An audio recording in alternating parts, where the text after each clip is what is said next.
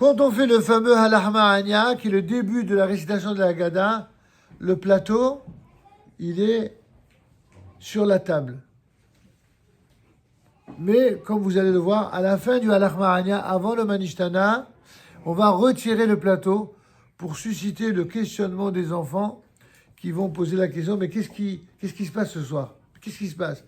Qu'est-ce qu'il y a de différent ce soir de tous les autres soirs de l'année? Et on va répondre. D'abord, on va dire Halach Ma'ania en montrant la matzah. On va dire ce pain de misère, c'est un pain qui est celui que nos ancêtres ont mangé lorsqu'ils étaient en terre d'Égypte.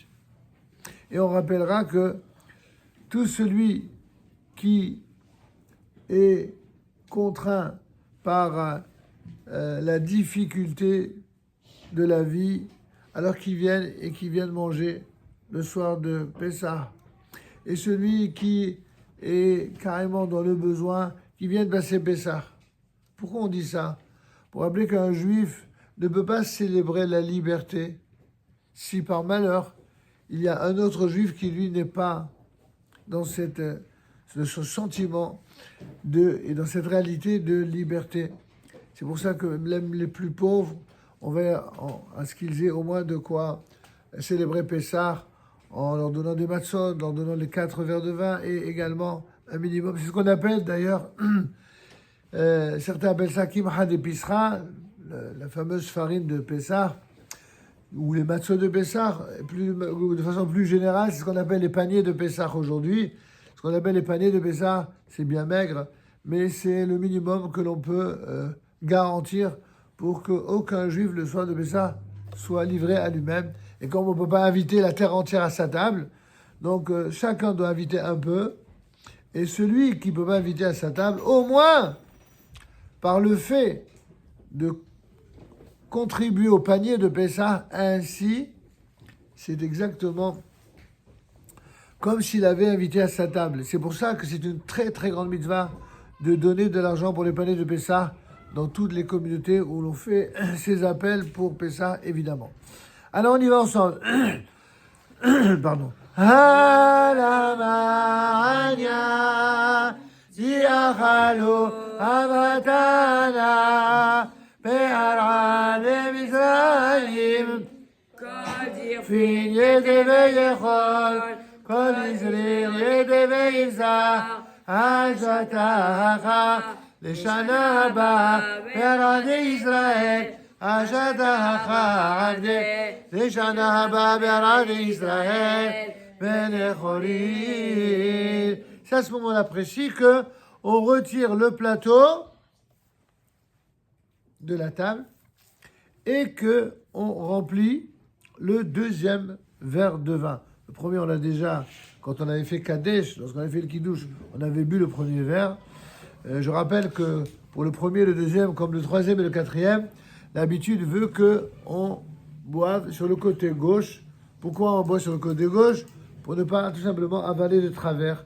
Parce qu'il y a 2 canaux, vous savez, derrière le gosier là, il y a 2 canaux, un qui est pour la respiration, qui est à gauche, et l'autre qui est pour la consommation.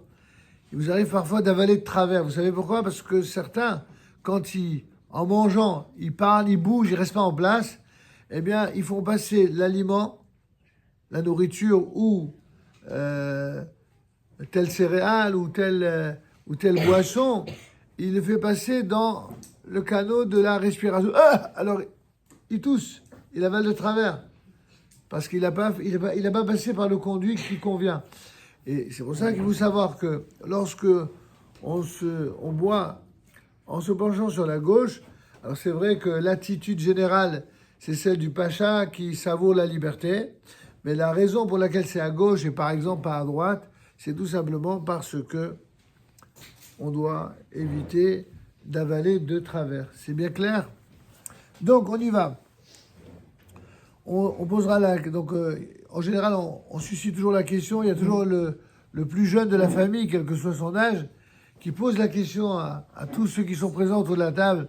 Manishtana halayla azeh mikol halelot. Qu'est-ce qui différencie cette nuit de toutes les autres nuits? Et alors on répond Manishtana on va faire selon notre ère familier habituel, et après on fera aussi l'ère qu'ils enseignent dans les écoles juives et les colonies de vacances, qui est un autre ère qui est complètement différent. On va le faire les deux, comme ça tout le monde sera content. Alors on y va. Manishtana halayla haze, mikol halelot, shebechol halelot, elanu metabelin, afilu ba'alahal, והלילה הזה שתפר אני שבכל הלילות אנו אוכלים חמץ ומסע והלילה הזה כולו מסע שבכל הלילות אנו אוכלים שעל ירקות והלילה הזה מרור שבכל הלילות אנו אוכלים ושותים בין יושבים ובין מסובים והלילה הזה כולנו מסובים. Donc la différence, comme vous le savez, c'est que les autres nuits, eh bien, on ne trempe jamais quoi que ce soit dans un liquide. C'est ce que je vous expliquais tout à l'heure. Ce que dit la Mishnah, qu'on doit tremper, on doit se laver les mains et on trempe dans un liquide quelque chose pour le consommer, ça, on le fait que le soir de Pessah. Le soir de Pessah, eh bien, on va le faire et on va le faire. Alors, on ne fait pas même une seule fois les autres soirs, tandis que ce soir-là, on va tremper 2 fois. C'est quoi les 2 fois? La première fois, c'est lorsqu'on trempe le céleri dans l'eau salée. La deuxième fois, c'est lorsqu'on va tremper le maror dans le haroset.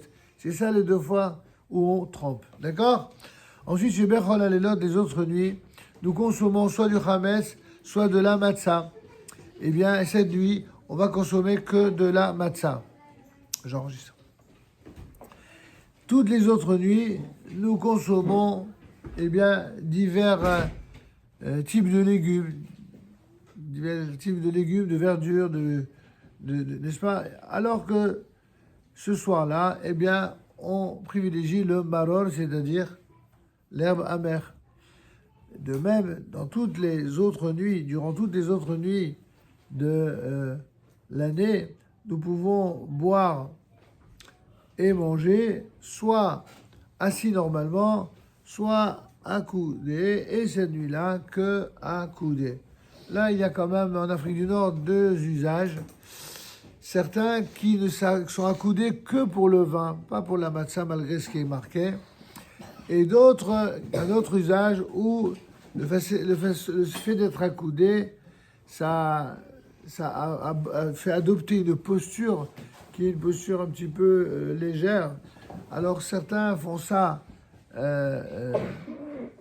uniquement pour les hommes, parce que quand les hommes et les femmes sont ensemble, eh bien, une femme qui s'accoudrait d'une manière comme les hommes risquerait, disons, d'avoir une posture moins pudique. Et ça, c'est la pudeur ou l'impudeur ne sied jamais à une femme juive. C'est la raison pour laquelle on veille à ce que, dans certains usages, que même si on s'accoude, on ne le fait pas d'une manière exagérée, mais d'une manière pudique. C'est très important de le rappeler. En tout cas, vous avez donc compris que c'est pour ça qu'on dit le Manishtana. Et juste quand on termine le Manishtana, on ramène la Kehara, c'est-à-dire le plateau, à son lieu et place sur la table ou éventuellement à côté, et on récitera la Haggadah en laissant la matzah dévoilée, c'est-à-dire la matzah de laquelle on aura enlevé le petit napperon, et ce pendant toute la lecture de la Haggadah, sauf au moment où l'on va tenir en sa main le verre de Kiddush, selon certains, au moment de Veisha de la Voté, on lève le verre de Kiddush. Alors certains mettent quand même, chaque fois que le vin est mis en avant, on recouvre la matzah. Et on fera toute la lecture de la Haggadah de Pessah jusqu'à la fin, en faisant des lectures, des traductions, des commentaires. C'est le soir par excellence. Comme cette année, ça va tomber samedi soir. Alors je vous recommande, mes enfants, de bien dormir exceptionnellement le samedi après-midi, de faire une longue sieste. Comme ça, vous serez réveillés et que vous pourrez profiter pleinement de la mitzvah, d'autant que le soir de Pessah, la Haggadah va être particulièrement longue. Elle va commencer tard. Il faut attendre la fin de Shabbat pour mettre la table, pour préparer le fameux Seder. Donc, on rentrera tard aussi de la synagogue. Il faut tenir compte de tout cela. On n'a pas le droit de préparer pendant Shabbat pour après Shabbat. C'est strictement interdit. Donc, il faut bien tenir compte de cela. Alors, on va commencer jusqu'à la fin de la page 421 et on fera en plusieurs vidéos différentes pour que vous puissiez digérer un peu les différentes étapes. On y va. Avadim hayenu lefaro beMisraïm hayotzienu Adonai Eloheinu misham be'el chazaka u'zru'a netuya ve'ilu lo tzi HaKadosh Baruch Hu et avotenu Yisraïl adayin anu u'banenu u'bnei banenu mishura b'adim היינו לפרעה במצרים ואפילו כולנו חכמים, כולנו נבונים, כולנו יודעים את התורה, זר עלינו לספר מצד מצרים, וכל המרבה לספר מצד מצרים, הרי זה משובח. On poursuit. מעשה בלבי אליעזר, בלבי יהושע, בן עזריה ורבי עקיבא ורבי טרפון שהיו משובעים מבני ברק והיו מספרים מצד מצרים כל אותו הלילה עד שבאו תלמידיהם ואמרו להם רבותינו הגיע הזמן קריאת שמע של שביט.